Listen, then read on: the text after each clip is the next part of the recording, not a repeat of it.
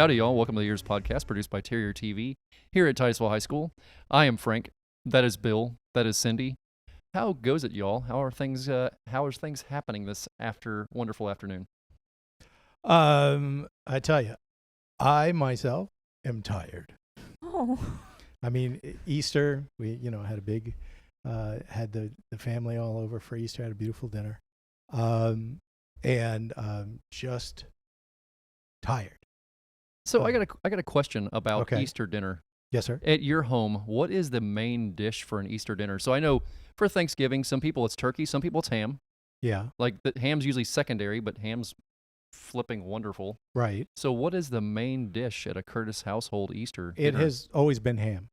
Ham is the main It has always been ham. Yeah. for both For Easter. for Easter. Now then, what was the other question? I mean, Christmas. Well, Christmas and or Thanksgiving. Well, Thanksgiving is turkey. But you Thanksgiving. still have a ham.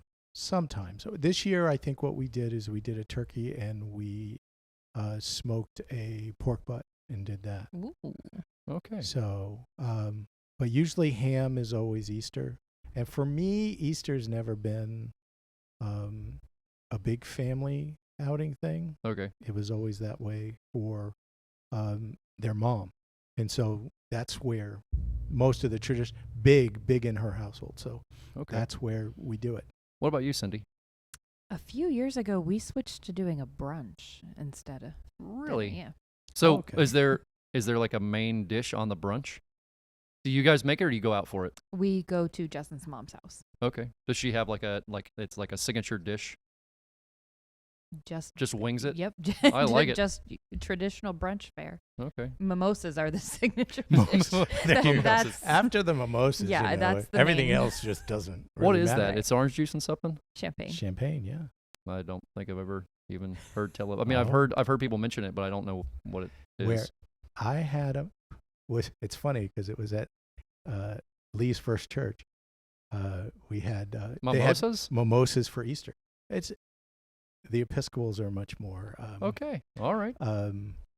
what is it?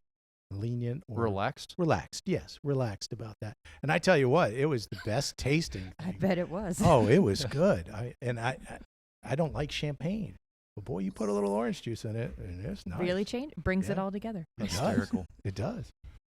All right. What do you say, guys? You ready to jump into this? Let's do it. So today on the podcast, we are joined by, let me get this correct, Reverend Canon Lee Curtis. Thank you so much for being here. Happy to be here with y'all. So if the name Curtis sounds familiar, you guys might have heard this last name before. You are the son of the legendary Bill Curtis. Well, I am indeed. I love how he paused, unsure of what to say to that. well, So- he knows that we had Bill Curtis from Chicago on Oh yeah. Oh yes, that's true. Recently. That's true. Yes. recently, and I There's was so many Bill Curtises involved at this point. and he told me, because I was explaining the internet thing, and he was explaining to me how his camouflage is Jamie Lee Curtis. Because if you do That's Lee funny. Curtis because I did today trying to find a picture of him, That's hilarious. I could not get to him. I love that you had to Google to find a picture. No, of I your wanted to son. find like the official. the official one, yeah. But no, I had one that I took at his sister's wedding. That's the one he's got. So Lee, tell us a little bit about you, what you do for a living there now. Not that the Reverend Canon part didn't give it away, but tell us a little bit about you, what you do, and how you ended up where you're at doing all this. Yeah, so I just going on the name thing. I'm William Lee Curtis III. So we kept the name but ditched the bill. So that's for my grandfather and the good gentleman sitting there with you. And I currently serve as Canon to the Ordinary, which is a super fancy Episcopal name for Chief of Staff for the Diocese of the Rio Grande. So the dioceses are like regional church units. So within the Episcopal Church, we have about 110. Sometimes they're by state, one state being one diocese, but more often than not, they're divvied up. So I cover the far west portion of Texas. So kind of the Big Bend and the El Paso area. I live in El Paso with my wife and two boys. And I've got the entire state of New Mexico in my coverage areas as well. So I'm working as the chief of staff for our team out here under Bishop Michael Hunn. who's the head of the diocese, and I've been out here since 2019. So when you say chief of staff, what does that exactly entail in a church? I'm honestly. So I've got a little bit of everything. Churches at their heart are well, not at their heart, but the way they get expressed now is they're nonprofit organizations. So there's a lot of business management specifically around kind of the best practices for managing a secular nonprofit look a lot like the best practices for managing churches in a lot of ways. So I do a little bit of everything. I do kind of making sure our churches are I do staffing, we call it transition. Churches when they don't have clergy, I kind of help them along that process, play matchmaker, screen new applicants. So I'm the HR department, I'm the communications department, I'm the crisis response department. I do kind of recruiting and PR. We do a lot of work on the US-Mexico border right now. We've got 40% of the US-Mexico border in our diocese, and so I've done a lot of work with that since I got here in 2019 and before. So I just kind of keep tabs on everything and make sure we're running the right way, staying clear on where we're going and what we're here to do. That is a lot of hats to wear. And that is the heart of nonprofit. Yeah, no doubt about it. Right. You said you have a lot to do with the border, having 40% of the border in your territory. What does that all entail? What are your dealings with all that? So it's changed a lot over time, and we're in the midst of one of those big changes right now. But we started off. This was before I got here, but we did long-term poverty work, poverty alleviation along this part of the border. So New Mexico is routinely one of the poorest states in the country. It's kind of constantly battling it out with Mississippi down there at the bottom. And the part of Texas that we're in is the part where the folks with the money back east drill their money out of our dirt, and we're left again kind of struggling. So we have a lot of long-term poverty along both sides of the border. And so we worked on that poverty alleviation for quite some time. And then around 2018, 2019, that's when we started seeing a lot of the changes in migration, patterns of migration. We started seeing many more folks who are coming across claiming asylum. That started out in 2019. That was a lot of Cubans, mostly Cubans in 2019. And then we've seen all kinds of variations. So we've worked to provide shelter for asylum seekers both in Mexico and in the United States, kind of where the need has been. That's where we've popped up. And between our efforts on both sides, we've sheltered about 3,500 folks over the last 6 years. And that, again, is kind of changing right now. We're doing a little bit more work on the Mexican side, trying to reevaluate and seeing what's going to happen in this new pattern shift. Wow, that's incredible. So if you can, walk me through a little bit of your personal journey, how you came from Titusville or the Brevard County area and became a reverend. So I got to give a lot of credit to First United Methodist Church there downtown. That was our home church when we were growing up, and had a series of really wonderful mentors, youth leaders, and pastors there. One pastor in particular who was the first one to ask me a question, if I'd ever thought about ministry before, and I hadn't at that point. But he connected me with some really great folks at the Candler School of Theology at Emory University. When I was about 16, I went up there for a summer, I think it was about an 8-week long intensive back then, where they had us stay in housing on campus, kind of went through a theological boot camp, really working on developing what we thought, how do you think through things theologically. And then after that, coming back, it was a bit of a topsy-turvy time. There were a lot of options on the table in terms of what I thought I would do, where I'd go. Was playing with a band, doing nonprofit work across Brevard County with a group that I believe has gone defunct, but Little Reggie's Productions, for those of y'all from Brevard County and East Orlando back in I you know, think the 90s and aughts. I think Cindy knows that. Oh, yes. So so that's a deep cut. But I was really heavy with them and getting to learn what it means to organize a community, to do something good, to allow people to express themselves, and that was where I was feeling really engaged. Went up to Florida State. Well, I got my associates from the college formerly known as Brevard Community College, and then transferred into Florida State with my associates. I thought for all the world that I would be teaching high school. I thought I'd be following in some pretty austere footsteps there.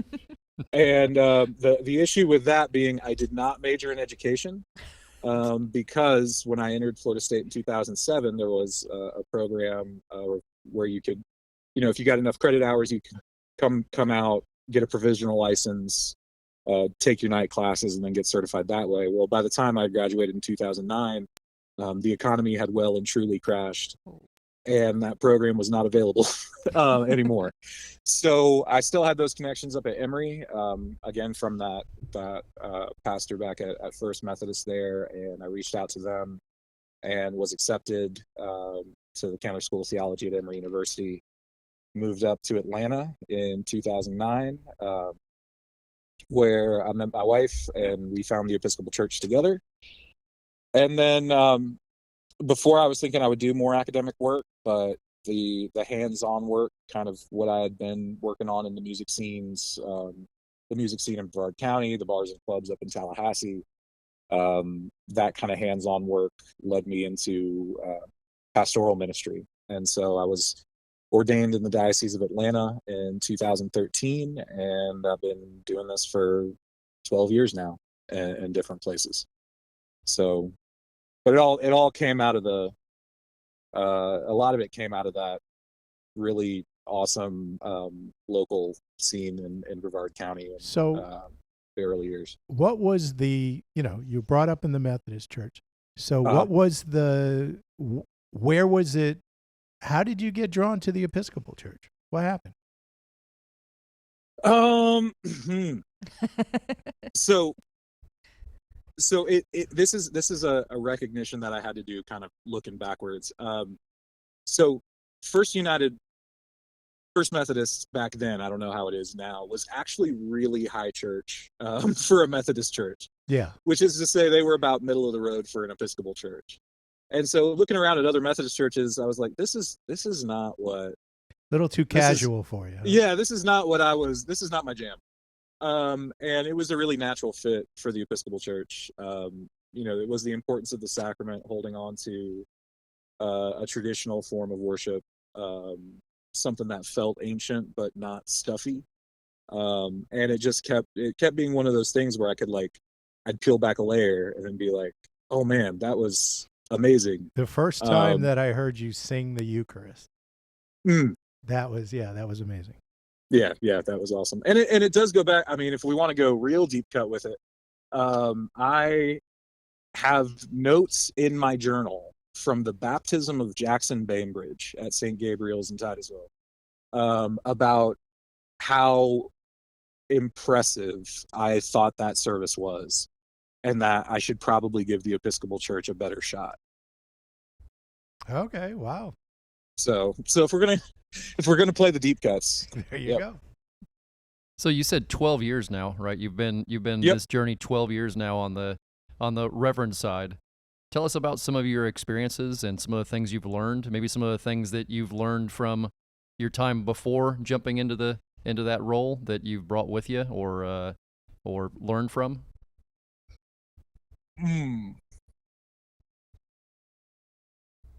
You've had to have had quite a few experiences over 12 years of doing this. There's got to be a few that jump out to you. Yeah, well, I think one of the big things that I haven't expected, and I didn't intend it, I didn't do this intentionally, but I'm hugely thankful that I did,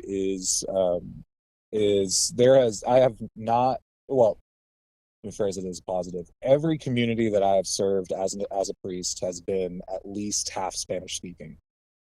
And through that, I've gotten within a spitting distance of fluent. I'm not quite there yet, but part of that, what that's meant is getting into communities who have a fundamentally different experience of life and culture, that I found resonating with mine in a lot of different ways. So, I mean, Titusville and even Central Florida in general, we tend to think of, South Florida being the kind of Caribbean spot, but Central Florida is, it's kind of where Caribbean meets country.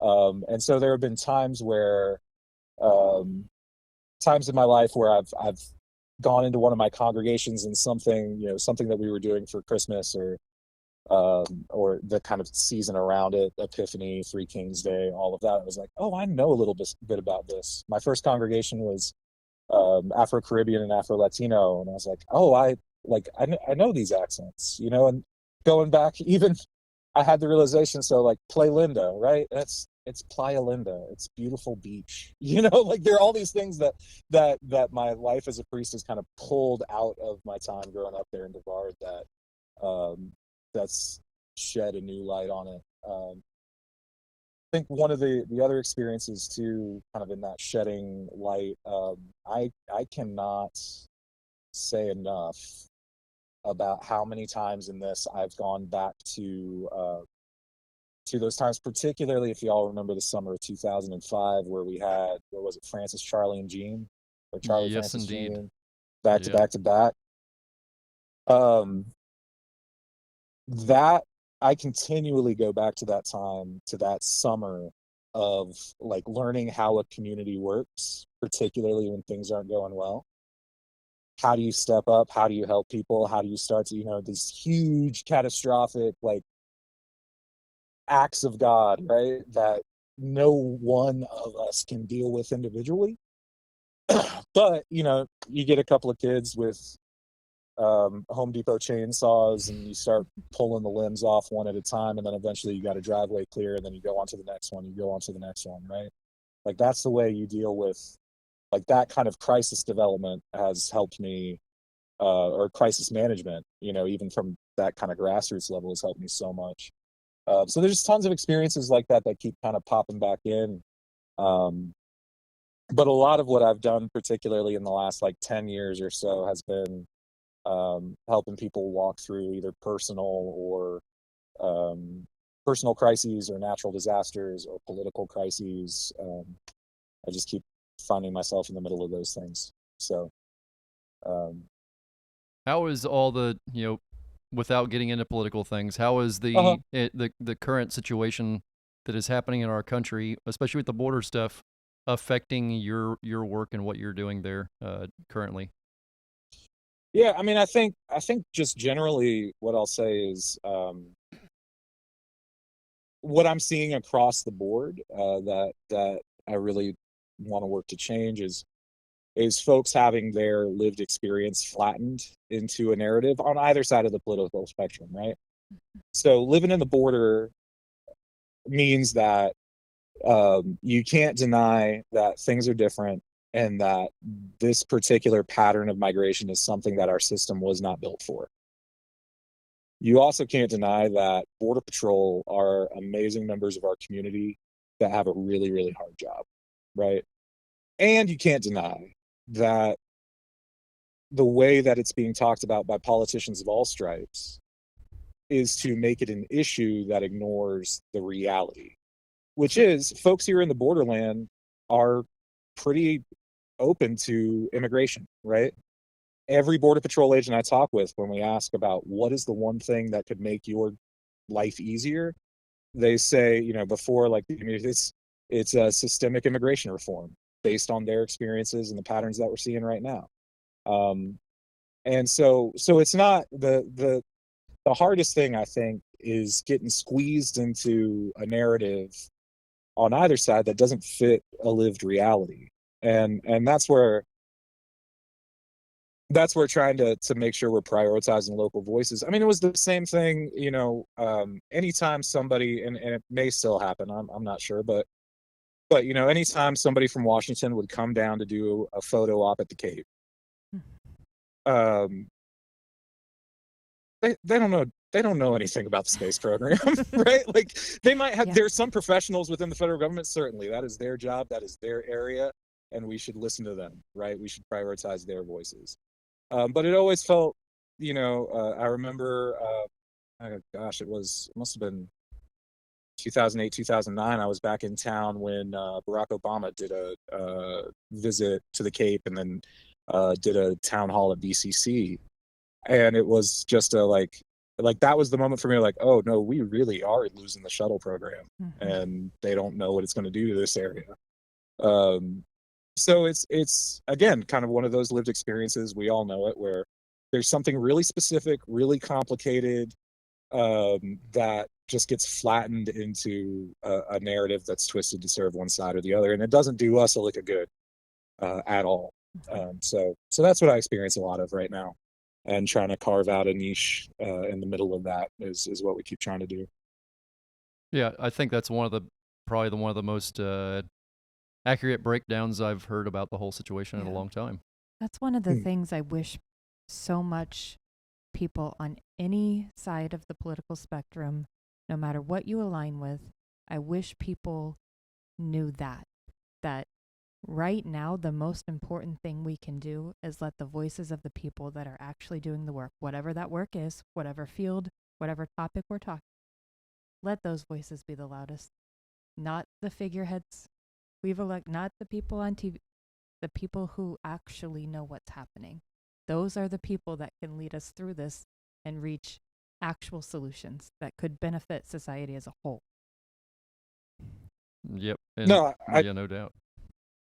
Well, and for us too, one of the other reasons I've kind of stayed in the Episcopal Church is we have this this theological principle going back to the English Reformation called subsidiarity, which is the best decisions are made the most locally, right? Yes. So as opposed to, to other churches, the Roman Catholic Church is the easiest one to think of, particularly now that we're living in a after the death of Pope Francis, God rest his soul, amazing man. But as I was discerning where I was going to go, that kind of centralized hierarchy where decisions are happening further and further away from the parishes, I think that leads to that kind of thing. And there's a temptation even within our system to constantly push the level of decision making higher and higher up the hierarchy, when we forget that these hierarchies ideally should exist to serve the people on the ground.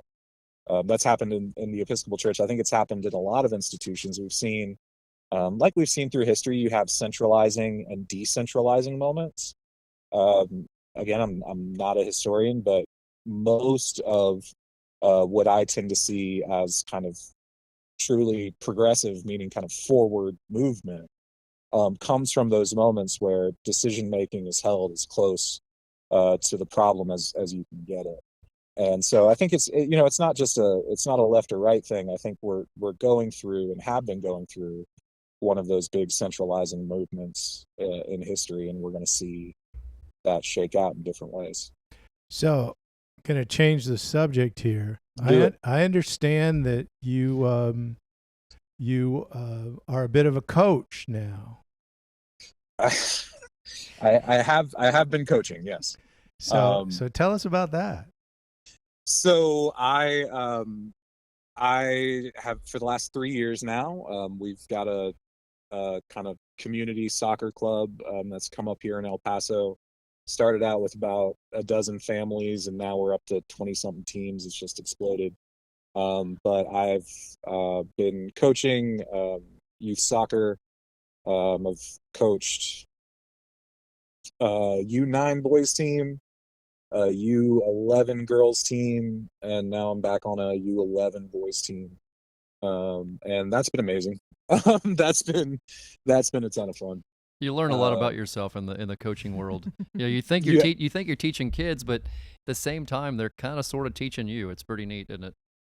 Yeah, they really are. It's been a huge lesson in kind of how people develop. Because kids are just so, like, you'll see them struggle with one concept, and all of a sudden, like, a switch flips, and then they're just off to the races. doing amazing work, or the other way is, this kid who's just playing absolutely amazing grows 3 inches, and all of a sudden his brain thinks that his foot is 3 inches higher than it used to be.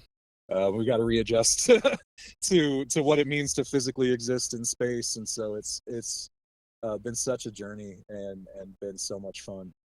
Now, It's just a complete 180 from what I normally do. Do you coach your kids? I do coach. Right now I'm coaching Shepard's team. Yeah, Shepard's my oldest boy. He's 10. That's got to be such a challenge. I could not coach my own child. I couldn't, nor would she let me. I say you definitely could. How well she takes is a different story. Yeah, we've gone back and forth. About half the time I have not coached his team. The other half I have, and this year it's working out pretty well. Although really what I've found works best is to just play a lot. I can conceive of how it's coaching, but what I really want it to feel like is, he and I are just getting to play soccer together, that we're getting to kick a ball around together, we're getting to throw it together. Because at this age, it's really all skill development anyway. You're not going to teach a bunch of 10-year-olds how to read and interpret a 4-4-2 when the opposition's in a high press. We're not doing any of that kind of stuff. It's just let's kick the ball well. Simplify. Yeah. Let's kick the ball well. Let's catch the ball well. He plays goalkeeper, and I work with our other goalkeepers as well. But it's, handling the ball well, staying tough mentally when you make mistakes. How do you bounce back from a mistake? Those are the big things. Yeah, there's nothing quite like coaching. It's a beautiful thing. No, I love it. For young people that are listening and may have been inspired by this conversation and now might think this might be a field they want to pursue, what advice would you give them? How do they get started? How do I get started?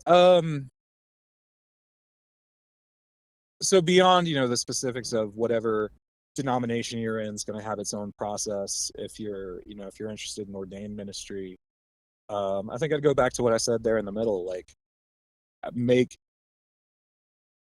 the things that had the most impact and that taught me the most were ways in which local communities made impacts locally.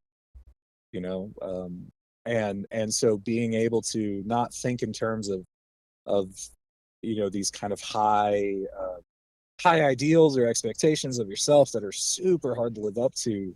What is the way that you can start making a tangible difference in the lives of the people that you care about in the place where you are?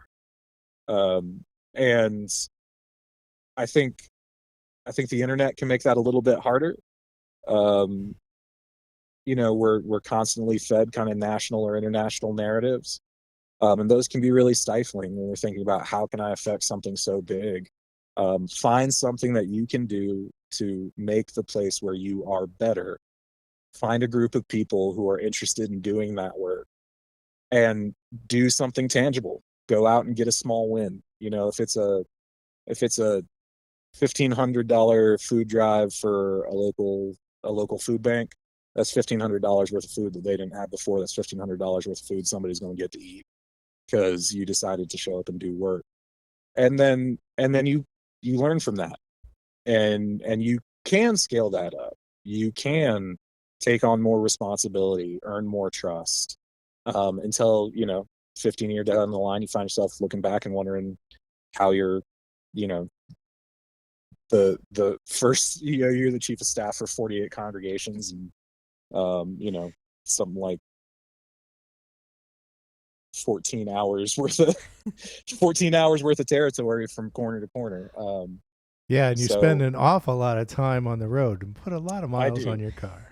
Yep. I average about 25,000 a year. Wow. So that's a couple. Yeah, it's one or two. Yeah, that's a couple. Well, Lee, we really, really appreciate you sharing your story with us, and just chatting with us in general. This was great. Thank you so much for your time. No, I appreciate it. Thanks, y'all. Yeah, buddy. Hope to have you on again sometime, and blessings your direction. Yep, we'll be back around. All right, buddy. Talk to you soon. Well, that was a cool conversation. Yeah, it was. He is very well spoken. Oh yes, very articulate. I young wouldn't man. expect anything else. He was also, he talks about languages. When he was here at THS, he took Latin, and Okay. and his Latin teacher came to me and said, "I'd like to give him the national Latin test, which I don't normally give until like year 3," and he was only in the second year. And he said he's got a natural gift for language. He's just, and he has. He went with his grandfather. He's been to China 3 or 4 times.